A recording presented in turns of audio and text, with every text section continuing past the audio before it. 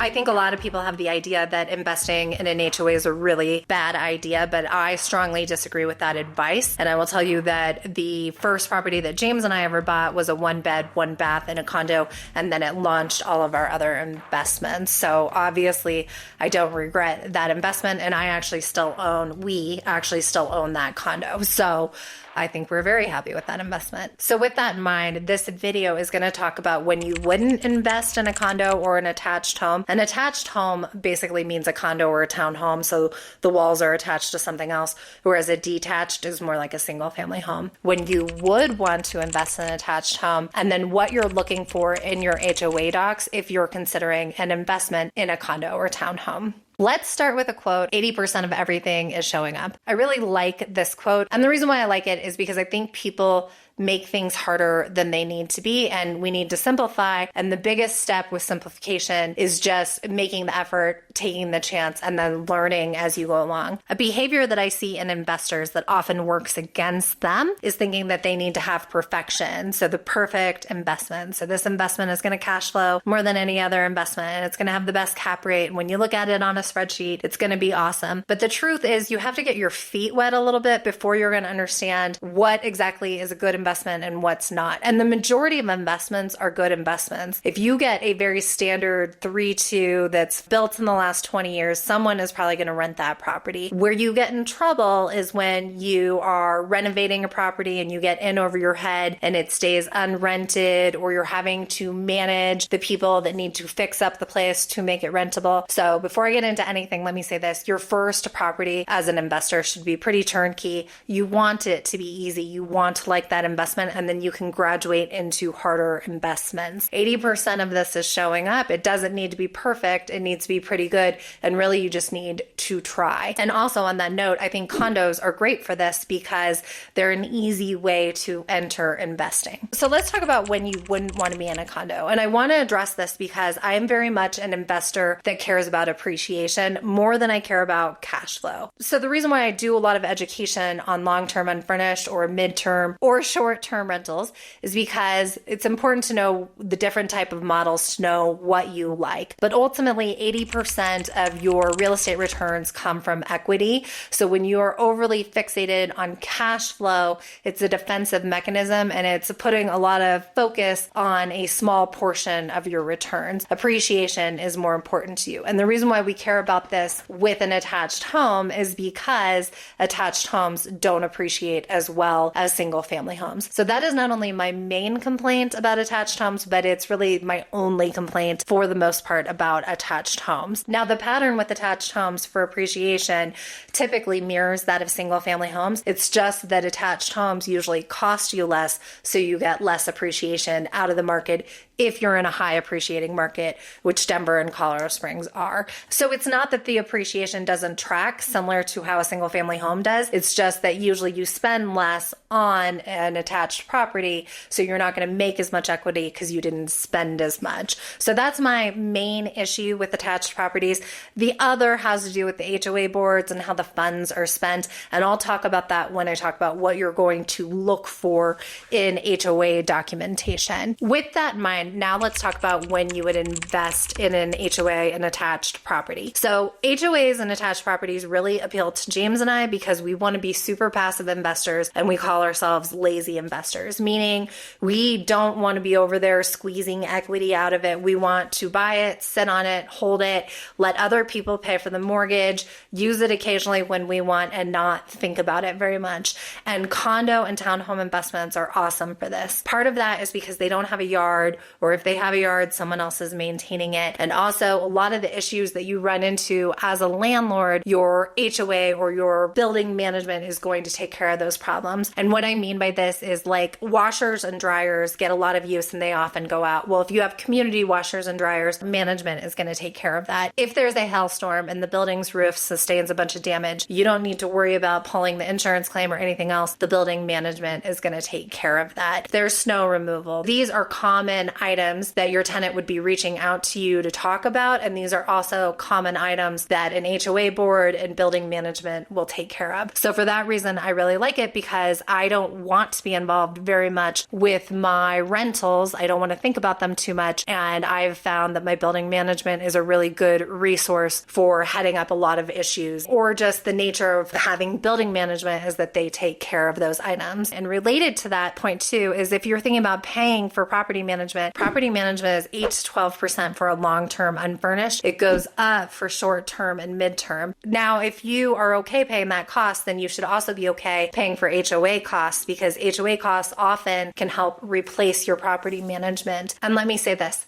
Sometimes when consulting clients come to me and they're really unhappy, they have property management. And what they're unhappy about is that they're having to manage the property management, or the property management is leaving it vacant, or they're putting in tenants that the owner doesn't necessarily agree with. So if you do a little bit of work in the beginning to learn how to use the platforms or how to property manage yourself, you can cut out the property management. So cut out that 8 to 12% and then be in a building run by an HOA. And then you really don't have that much to do.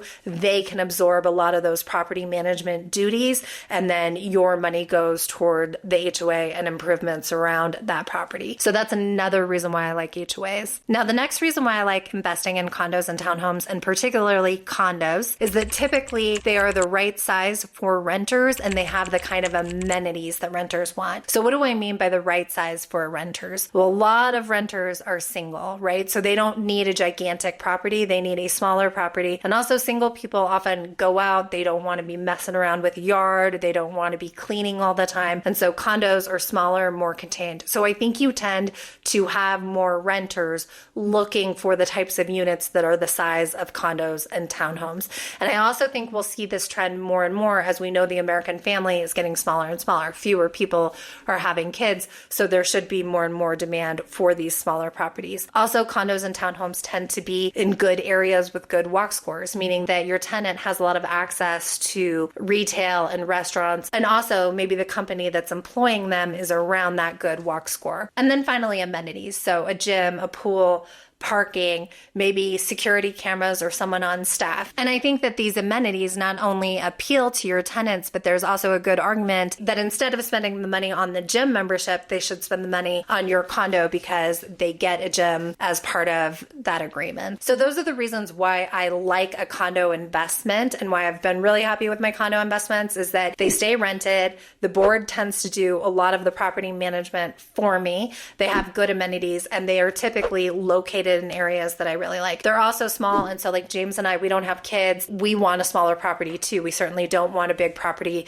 if it's not needed. All right. Before I get to what you want to look at in the HOA docs, just want to ask you for a like if you feel like you're learning something in this video so far, and a subscribe if you are looking for more content like this. Also, I'm a real estate consultant, meaning I help people run their numbers. I am an informed but neutral third party. Sometimes you don't want to hear the opinions of your family and friends. Sometimes you're not sure where your real estate agent is coming from or if they have the right numbers. So I help use third-party data and help be a second opinion on what's going on with your property. I also set up people's properties for them and do sort of a hybrid property management if you're looking to have your hand held before it gets handed off to you and you do it yourself. So if you're interested in that, my email is on the screen and you can reach out to me and we can set something up. Let's talk about what you would look for in your HOA docs when you're thinking about investing in an attached / condo / townhome. First things first, if you're thinking about doing this as an investment where you're going to rent to someone else, you want to check the limitations on the length of the rental. So this matters in the midterm and short-term space. Now, a lot of cities have adopted codes that limit short-term rentals, and usually what they've adopted is a 30-day threshold, but that's not always true for your HOA. So a lot of HOAs are doing 90 days, 60 days, etc., meaning that even if your city allows for a short-term rental, your condo might not. And then if your city doesn't allow for a short-term rental, they have that 30-day threshold, then they might allow for a midterm rental being 30 plus days, but then your condo has a limitation of 90 days, 6 months, etc. Now, 90 days is probably probably fine, because a lot of tenants are going to want to come in and use a long-term unfurnished for a full year. And even in the midterm space, we are starting to see people show up for 6 months, 8 months. And again, this is furnished. They just want a longer furnished. So I don't mind the 90-day limitation in the condo docs, but 6 months I'd avoid. I think that's going to become harder to secure tenants, especially as we move forward and people are used to having geographic freedom from their jobs, and they might want to bounce around from city to city if they're remote workers. And so you don't want to have that 6-month limitation, because I think it could work against you. But a 3-month limitation is okay, but you want to look in the rules and regulations to see what the limitation is on how long you have to rent to someone if it's written in. But it's becoming more and more common that you're seeing that. So that's rule number one. Second thing you want to look for is how they spend their money. So in HOA docs, there's an operating budget and then there's a reserves budget.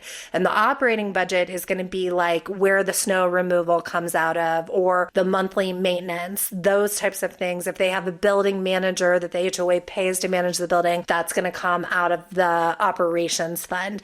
But the reserves is going to be like for roof replacements, parking lot replacements, gym upgrades, things like that. And what you want to see in your reserves is like a 5-year pattern of them building up the reserves. It could be a 3-year pattern, whatever. But what you want to see is basically an up and down of the reserves. So they build, then they spend it on major improvements for the building. Then they build, then they spend it. And you should be able to see in the documentation, like if they have low reserves, you should be able to see in the last year or two that they made these types of corrections to the building, and then they're planning on doing something in the future. If you see an HOA that consistently has low budget, that's not a good thing. Or if you see an HOA that's never doing anything, that's also bad. If you feel like this video brought you value, please like it. I am Erin Spradlin. If you are looking for consulting help in the real estate space, rental space, or some real estate therapy, please reach out. My email is on the screen. Thanks.